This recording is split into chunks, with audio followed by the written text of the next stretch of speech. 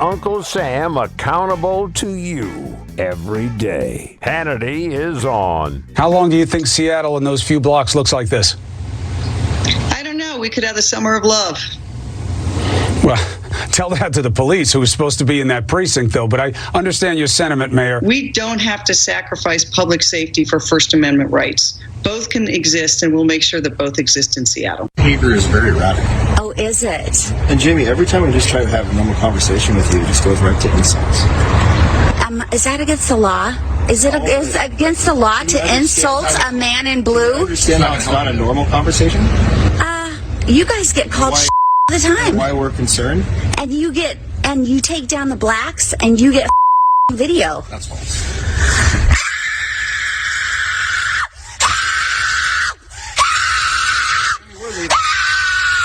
Have a good day, Jamie. We're leaving. I want him arrested for physical assault. You All right, that was a videotape went viral on Twitter where cops just very nicely dealing with somebody and the person just starts screaming. They're saying, "Can you please be nice?" And then they just turn around and walked away. We're now seeing a lot of police around the country are just saying, you know what, this isn't worth it anymore. We're not going to do this job. And they're leaving in droves. And, you see now it's gotten into the world of politics. And Clyburn, I feel the police now more than during segregation. Truck drivers are saying they won't deliver to cities with defunded police departments. They don't think it's safe. The defund effort gets bigger and bigger and bigger. The Seattle mayor saying that this autonomous zone, the summer of love zone, this safe space for spaghetti potlucks and movies for the summer of love is just madness. You see what's been happening all around the country in every way, shape, manner, and form. And you see now police precincts being burned to the ground, others being taken over completely. You don't see any efforts to even stop it in any way. You have an entire Florida city SWAT team that resigned after the police chief was kneeling with the protesters. They'll remain on the police force, but they've left the SWAT team out in Hallandale Beach. Said, no, thanks. We don't need this. Now, one Democratic, Al Green, is now calling for, I believe it was him. Yeah, it was him calling for the creation of a Department of Reconciliation. OK, I don't know what that means, because if you surrender to anarchy and they're able to take over city blocks and police precincts and nothing is done to stop it, who are you going to call when something happens? I mean, this is the madness of all of this. Congresswoman Omar defending the call to dismantle the Minneapolis police. Now, again, she now also, it's unbelievable. It's just getting from bad to worse here. And you see anarchy now reigning. And this is now I guess, now a big issue in the campaign. And what is this growing divide? How does it all end in the end here? Anyway, we continue with former NYPD Commissioner Bernie Kerik. And also he's the author of The Grave Above the Grave. He was the commissioner of New York's police department, 9/11/01, as we all know. Sergeant Dimitri Pennie, 21-year vet, Dallas Police, also now a congressional candidate, Texas Congressional District number 30. Let me go back to what's going on in Minneapolis, this defund the police effort, the anarchists or the free love zone, Chaz as they call it, Utopia as they call it, now taking over city blocks. And by the way, on top of it, Bernie Kerik, we have over 800 officers now that have been hurt. A number of them now killed, a number of them permanently injured, one paralyzed in Vegas. And, rocks and bottles and bricks and Molotov cocktails and no desire for the president is begging these cities to restore order. They refuse to take it. They put the entire, from my perspective, they put the entire city of their cities at risk here.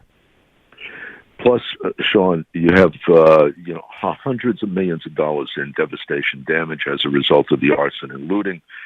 You've got about 20 people that were innocent civilians that were shot and killed throughout this. Nobody's marching on their behalf. But I want to bring up a point, Sean, that I think is lost in the mix here.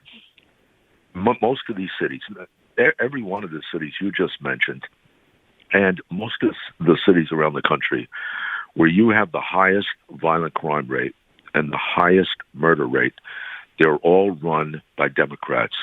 They're run by Democrats that have they're far left-leaning, radicals in many cases, who basically want to diminish and abolish policing in general. And I think the lesson people have they should focus on, they should look at New York City in 1994 when we averaged about 2,200 murders per year. We were the capital of homicide, of murder in the United States of America. And over an 8-year period under Giuliani, that number dropped by 63%, by 70%. The murder number dropped by 70, violent crime by 63. And in the black communities in New York City, that number dropped, murder dropped by close to 80%. Thousands of black lives were saved as a result of basically enforcing law and order. We didn't have these problems with riots and all this other stuff. We had issues within the police department that we had to deal with. But at the end of the day, we had a leader. We had a mayor that enforced the law, dealt with the communities. I didn't have any problems as the police commissioner. I had 55,000 people working for me. I had no problems in the black community. So we had great relationships. It can be done. But today, it's not being done. And in every one of those cities where black lives are being slaughtered by numbers that compare with a war zone, like Chicago and St. Louis and Baltimore, they're all run by Democrats. And I think that's something that has to be looked at. Okay, and your take, Sergeant? Yes, just look. I want to play up on the commissioner's position. In fact, there are on the 435 U.S. House seats. This is why I'm running. Of those 435 House seats, 28% of them are majority-minority districts. All of them are run by Democrats. There are no Republicans in those seats. Now, what we've done over the last 50 years, these failed socioeconomic policies have led to the failures in these communities. Now, I come from the inner city. I came from a community where police just didn't come in because of the level of crime. We didn't want them there, but we were being victimized at a higher rate than anywhere else in the country. And I say everyone's an advocate until they become a victim. I said this last time, Hannity. Everyone's an advocate until they become a victim. I had to witness my own cousin get killed in front of me, but for me to say, man, I got to get out of here. Like something had to wake me up. And what's happening is you got a lot of people that aren't from these communities that are carrying the gauntlet and saying that we want the police out, we want them out. Well, guess what? Who's going to police these communities once you get them out? You get rid of the police, then all the people are going to do, they're going to be subjected to more and more violent crime. And the violent crime rate, regardless of what we do, because we can't get people to come into this profession, the violent crime rate is still going up across the country. Now, on another note, I would like to also talk about our law enforcement officers, okay? Everyone wants to bring up their First Amendment right to protest. And their First Amendment right to protest should be protected by the First Amendment rights. We're all against that. I mean, we all support that. But by that same token, we have to start talking about these officers' 14th Amendment right to fair and equal protections under the law. Because they're not just going out there to be attacked and be murdered and belittled by individuals that don't want to follow the law. We got to start getting back to the conversation and talking about where does the letter of the law mean anything, the rule of the law. What does it mean anything? That's how America became the great democracy that it was our law. And we have to get back to business and start talking about how we're going to protect people. And that's why I'm running. So what do you do now when you got a mayor and you got a governor that are allowing anarchists to take over city blocks and city precincts, which I never thought would happen in my lifetime, Bernie Kerik, and they steadfastly reject the president's daily offer for help and assistance to restore order, which, by the way, as long as they're not in there killing each other, I don't think the president should be getting involved. If that's how they want to run their state, if that's how they want to run their cities and allow anarchists to do what they're doing out there, Unless and until it becomes totally untenable, that's their responsibility. They say no. Well, president offers help. No. Chicago, Illinois, president offers help. No. New York, same thing. No. You know what, Sean? Listen, and I'd want to remind people, those numbers I gave you on New York City, that was during Giuliani's term. After Giuliani, Mayor Bloomberg came in for 12 years. For 12 years. So for 20 years straight, every single year, there was reduced violent crime, reduced murder in New York City. We had the most substantial reductions in U.S. history ever. And the only time in 20 years, after that 20-year period, the only time it started to spike was under a Democrat, under Mayor de Blasio. Then it started to change. And in the last 2 weeks, it spiked dramatically. And you have a mayor that basically told his cops, in his words, you're going to use a light touch in dealing with these thugs and rioters and arsonists and anarchists. And they burned Fifth Avenue. They burned Madison Avenue, Soho, the Diamond Exchange. And you had a governor sitting in Albany saying, oh, yeah, I'm not happy with the cops. I'm not happy with the police. They didn't do their job. The mayor didn't do his job. Really? Well, what is your job? You run the state of New York. Where are you? Why weren't you there? What are you doing? And you know what?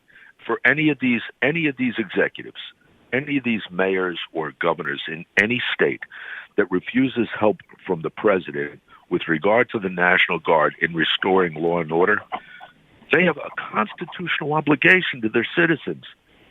And they're refusing for political reasons because they know the president's right, and they also know the president's not going to stand for it. And if they can't do their job and he has to, the job will get done. So what do? They refuse. They refuse. I got to tell you, I'm going to have to let you both go, but former Commissioner NYPD Bernie Kerik, Sergeant Dimitri Pennie, by the way, he's running for Congress, Texas CD 30, Congressional District 30. Thank you both. 800-941-SEAN, you want to be a part of the program. All right, June is here. Now, after being sheltered in place forever and ever and ever and ever, you know what? Cutting the grass is now a relief. And the great news is the best mower, the best built, the best engineered, the strongest, the toughest, and the most comfort is our friends at hustlerturf.com. And through the month of June, you have 2 more weeks. You'll save $100 instantly on any Raptor, that's a residential mower, $300 on any Dash residential mower. They also have commercial mowers, and all of these units have their heavy-duty fabricated welded steel decks. And I got to tell you something, they're the best. They're the best made and engineered anywhere. And by the way, a lot of jobs right here in America's heartland. If you go to their website, hustlerturf.com, to find your local dealer, there's over 1,400 of them. And if you click on the radio offer button, you're going to get a year warranty absolutely free. And it's just made the best mower. Linda now is doing it weekly at her place. She has a new Hustler Turf zero-turn lawnmower. She loves it.